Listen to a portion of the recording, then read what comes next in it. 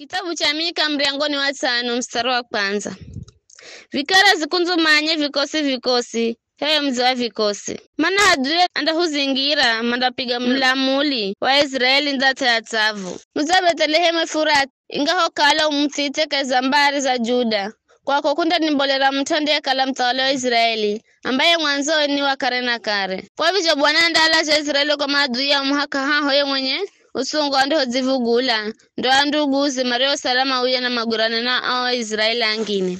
Na yanda imana kurisa badire kaiza nguvu na nguma ya zinara Bwana mlunguwe no mandakala salama kwa kalanda kalani mbomu dunia nzima yenda andi yahu rehera dheri. Ashuru manda shindwa. Ashuru manda ingira keze nsi yehu na kubanda ngome zehu fundarungara rarisa afungahe fundarungara za vilongozi 8 mapambane nao. Na manda itawala nsi yose ya Ashuru na Mishu manda itawala nsi ya Nimurodi na Mishu ziyotololwa.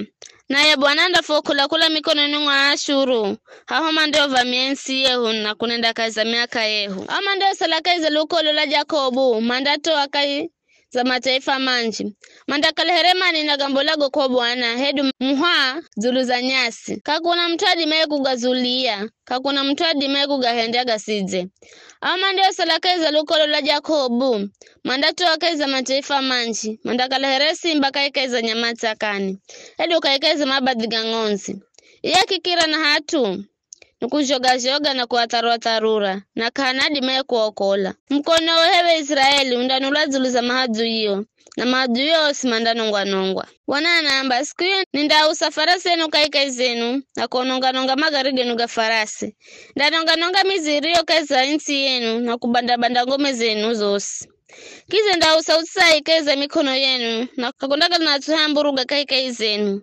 Ndangola vizuka zenu na songuzo zenu za kuabudiwa na nikamdavo ya kaheri kazi ya mikono yenu. Ndangola viguza zenu za Ashera kaizenu na kuinonga mizi yenu na kwa koro na hasira ndarihiza kisasi mataifa garigo kaganisikirire.